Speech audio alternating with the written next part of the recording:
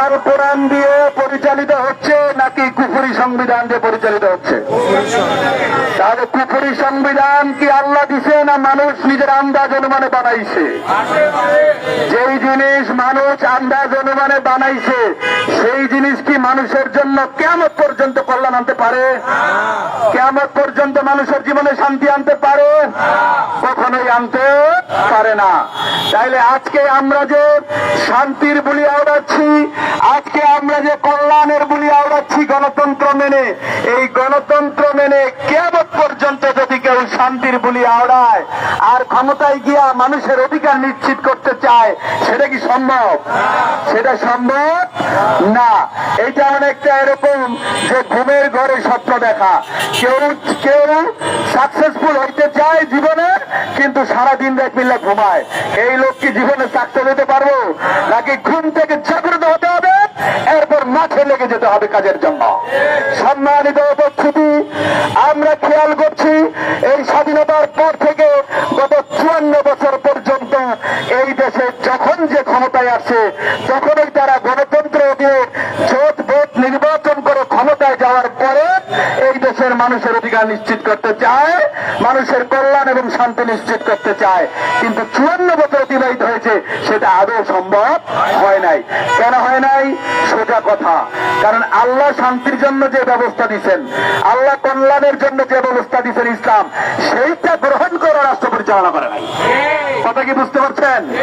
আমরা দেখছি আওয়ামী লীগ, আমরা দেখছি বিএনপি, আমরা দেখছি জাতীয় সরকার, আমরা দেখছি ইন্টারিম গভর্নমেন্ট, কেউ বাংলাদেশের মানুষের অধিকার নিশ্চিত করতে পারে নাই, কেউ শান্তি নিশ্চিত করতে পারে নাই। আজকে যারা ক্ষমতায় আসছে তারাও একই ভুল করতেছে। গণতন্ত্র মাইনা, গণতন্ত্রের দিনে জোট ভোট নির্বাচন করা ক্ষমতায় যাইয়া মানুষের অধিকার নিশ্চিত করতে চায়। এরাও কি পারবে? পারবে? তাহলে কিভাবে এই রাষ্ট্রে শান্তি নিশ্চিত হবে, কল্যাণ নিশ্চিত হবে, কিভাবে মানুষের অধিকার আদায় এবং সংরক্ষণ হবে সেটা জেনে নেন। আল্লাহ রাসূল সাল্লাল্লাহু আলাইহি ওয়াসাল্লাম নবুয়ত লাভের পর মক্কার জীবনে সর্বপ্রথম মানুষকে ঈমানের দাওয়াত দিয়েছিলেন। কিসের দাওয়াত? ঈমানের দাওয়াত দিয়েছিলেন। আল্লাহ রাসূল সর্বপ্রথম মানুষকে দাওয়াত দেন নাই আসেন নামাজ পড়ি, দাওয়াত দিচ্ছেন এরা, আসেন রোজা রাখি, এই দাওয়াত দিচ্ছেন সর্বপ্রথম। মক্কা শরীফের কাবাঘর মানুষ সাথে কইতে পারে হজ ফ্রি, হজ করে যান। কি কাবাঘরের মানুষের লিগে কি হজ করতে লাখ লাখ টাকা লাগে? লাগে। মক্কার মানুষের লিগে লাগে না। কিন্তু আল্লাহ রাসূল সর্বপ্রথম কি হজের দাওয়াত দিছে? কেন দেয় নাই? কারণ নামাজ, রোজা, হজ, যাকাত কোন মূল্য নাই যদি আপনার ঈমান না থাকে। কথা কি বুঝতে পারছেন? তাহলে সর্বপ্রথম আল্লাহ রাসূল মানুষকে দাওয়াত দিছে, ইয়া আইয়ুহান নাস আন আমিনু বিরাব্বিকুম, হে লোক সকল তোমরা তোমাদের রবের প্রতি ঈমান আনো। কোরআনের ভাষায় রব্বানা ইন্নানা সামি'না মুনাদি ইউনাদি লিল ঈমানি আন আমিনু বিরাব্বিকুম। কথা কি বুঝতে পারছেন? লোকেরা বুঝে ফেলছে আমগো তো ঈমান নাই, নাইলে তো ঈমানের দাওয়াত দেওয়ার প্রশ্নই আছে না। একটা উদাহরণ দেই, ধরেন আপনারা দুইজন এনে দাঁড়ানো, আপনার মাথায় টুপি নাই, আর মাথায় টুপি আছে। আমি কি আপনারে কোনো ভাই, এর কি কোনো ভাই টুপি পরেন? নাকি আপনারে কোনো ভাই একটা টুপি পরেন? যেই লোক, যেই জায়গায় মানুষের ঈমান নাই সেই জায়গায় ঈমানের দাওয়াতের প্রয়োজন। কথা কি বুঝতে পারছেন? আজকে বাংলাদেশের মানুষ গণতন্ত্র মেনে, গণতন্ত্রের অধীনে জোট ভোট নির্বাচন করার কারণে, গণতন্ত্রের অধীনে তাদের জীবন যাপন করার কারণে তারা ঈমান হারা। যদিও কথাটা সত্য কিন্তু এটাই বাস্তব।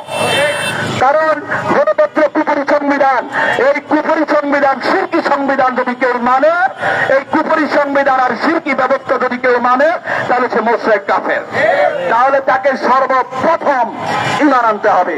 মক্কার মানুষরা বুঝে ফেলছে আমাদের তো ঈমান নাই, নাহলে এই দাওয়াত দেয় কা?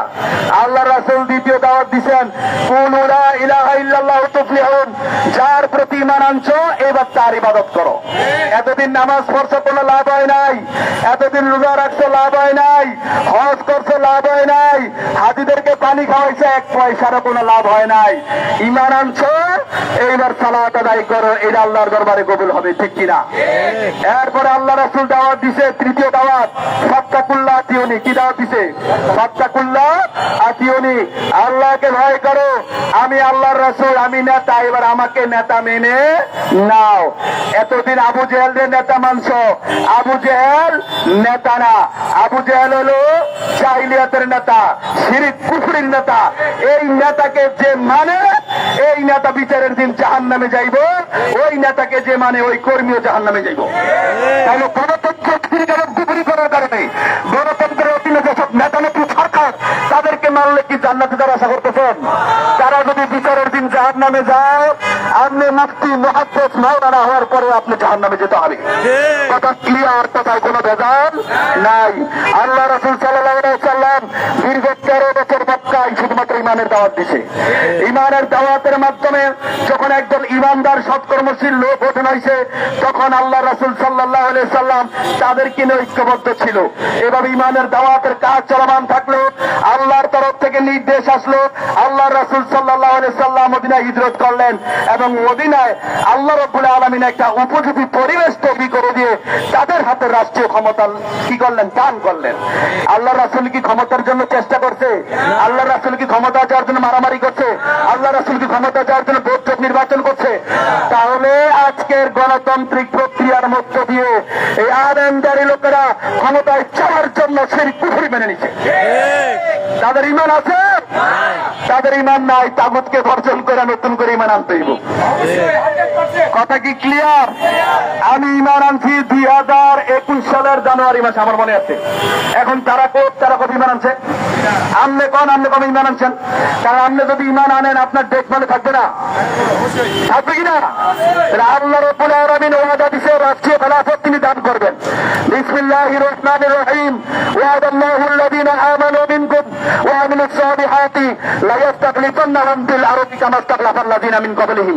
স্পষ্ট আয়াত, সূরা নূর আয়াত 55। আল্লাহ বলেছেন একজন ঈমানদার সৎকর্মশীল লোক হলে আল্লাহ তাদের হাতে রাষ্ট্রীয় ক্ষমতা দিবেন, ঠিক কিনা? এখন সর্বপ্রথম আপনাকে ঈমানদার সৎকর্মশীল হতে হবে। এভাবে চলতে চলতে যখন একদল ঈমানদার সৎকর্মশীল লোক হবে, যারা ঈমান এবং চরিত্রে সর্বোচ্চ মাত্রায় থাকবে, যাদের দুনিয়ার কোন লোভ লালসা থাকবে না, যারা দুর্নীতি করবে না, যারা বৈষম্য করবে না, ঠিক কিনা? কিন্তু আজকের এই নেতারা দুর্নীতির বৈষম্যের পাহাড় করে তুলছে। এদের মাধ্যমে কি রাষ্ট্রীয় খেলাফত আসবে? ক্ষমতা চাইতে পারবো, রাষ্ট্রীয় খেলাফত লাভ করতে ক্ষমতা যাওয়া এক জিনিস আর আল্লাহর আইন বাস্তবায়ন করা আরেক জিনিস, ঠিক কিনা? আজকে যারা ক্ষমতায় গেছে তারা কি কোরআন দিয়ে রাষ্ট্র চালাইবো? গণতন্ত্র শিরক, গণতন্ত্র কুফর। এই কুফর শিরকের রাষ্ট্র চালালে ঈমান থাকবে না। তাহলে আল্লাহর রাসূলকে আল্লাহ রাব্বুল আলামিন মদিনা রাষ্ট্রীয় খেলাফত দিছে না? শর্ত কি ছিল? একদল ঈমানদার সৎকর্মশীল।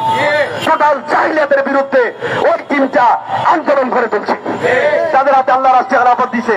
10 বছর আল্লাহর রাসূল রাষ্ট্র ক্ষমতা চালাইছে। কি দিয়ে চালাইছে? কোরআন দিয়া, নাকি মানুষের আইন দিয়া? আজকে কারা কোরআন দিয়ে চালাইতেছে, মানুষের আইন দিয়ে চালাইতেছে? এদেরকে অস্বীকার করতে হবে। কিভাবে অস্বীকার করবেন? জাহিলিয়াতকে কিভাবে অস্বীকার করবেন? আপনাকে বলতে হবে মানুষের সার্বভৌমত্ব, আইন বিধান, কর্তৃত্ব আমি মানি না। আমি আল্লাহকে সার্বভৌমত্বের মালিক, আইন বিধানদাতা, নিরঙ্কুশ শাসন কর্তা মানি, ঠিক কিনা? এরপর আপনাকে ঘোষণা দিতে হবে রব্বুল আল্লাহ, আল্লাহু আকবার, অর্থাৎ সকল ক্ষমতার মালিক একমাত্র আল্লাহ। দ্বিতীয়ত আপনাকে বলতে হবে মানুষের দাসত্ব, মানুষের বানানো আইনের আনুগত্য, গায়রুল্লাহর উপাসনা আমি করি না। করেন? মানুষের দাসত্ব করেন, মানুষের বানানো আইনের আনুগত্য করেন, গায়রুল্লাহর উপাসনা করেন? করি না। এরপরে আপনাকে যেটা বিপরীত ইসলাম কবুল করতে হবে। কিভাবে? আল্লাহর দাসত্ব, আল্লাহর আইনের আনুগত্য, একমাত্র আল্লাহর উপাসনা করি।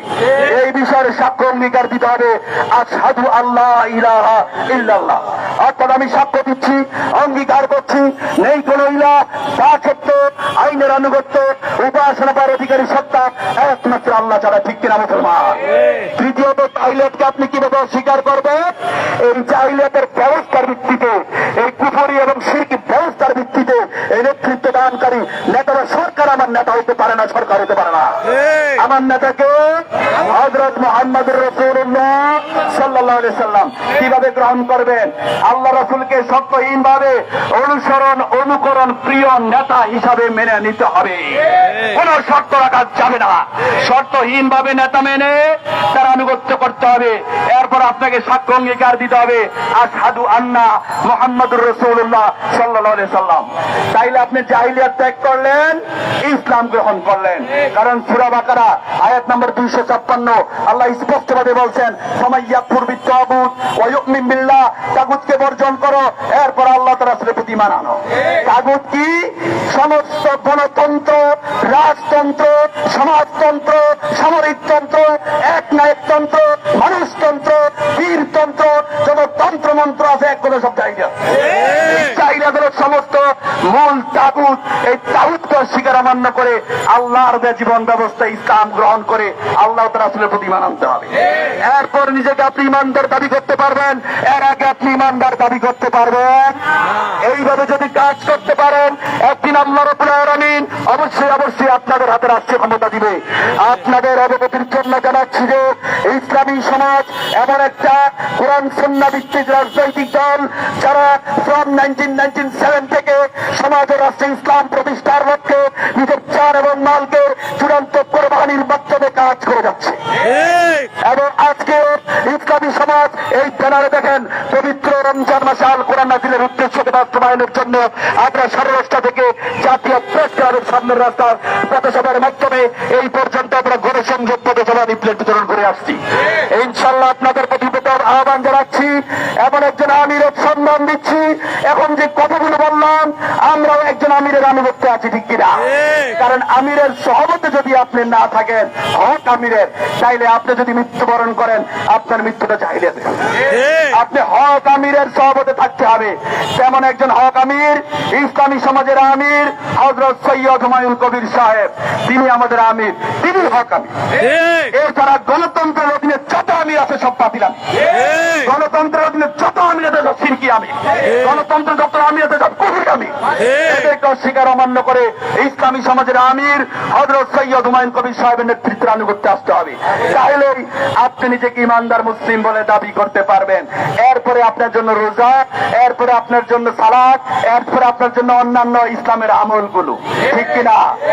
এছাড়া গণতন্ত্র মাইনে রোজার মাসে কষ্ট করে যারা রোজা রাখতেছে খাও, শুধু খাও, সুবে সাদিক থেকে সূর্যাস্ত পর্যন্ত না খেয়ে আছেন, একদম খাও। কারণ কি জানেন? কোরআনে উল্লেখ আছে কেউ যদি শিরক করে তার সকল আমল বাতিল। লাইন আশরাকতা লা ইয়াহবাতান্না আমালুকা, শিরক করলে সকল আমল বাতিল। গণতন্ত্র শিরক। গণতন্ত্র মাইনা জীবন যাপন করে আপনি মনে করছেন কপালে দাগ ফেলে দিচ্ছেন নামাজ পড়া, এই সালাত কি কবুল হয়েছে আল্লাহর কাছে? কখনোই কবুল হবে না। তাহলে সর্বপ্রথম আমাদের যে কাজটা করতে হবে, ফামাইয়াকুফুর বিত্তাগুত ওয়া ইউমিন বিল্লাহ, তাগুতকে বর্জন করে আল্লাহ তাআলার রাসূলের প্রতি ঈমান আনতে হবে, সেটা আমি বলছি। এরপর ইসলামী সমাজের আমিরের নেতৃত্বের আনুগত্যে আসতে হবে। ওয়াতুজাহিদুনা ফি সাবিলিল্লাহ বিআমওয়ালিকুম ওয়া আনফুসিকুম, আল্লাহ বলছেন এরপরে কাজ হলো জিহাদ। জিহাদে ফি সাবিলিল্লাহ কি দিয়া করবেন? বিআমওয়ালিকুম ওয়া আনফুসিকুম, আল্লাহ যে ধন সম্পদ দিছে, আল্লাহ যে জীবন দিছে তা দিয়ে, যেমন আমরা জীবন নিয়ে নেমে পড়ছি সাহস করে।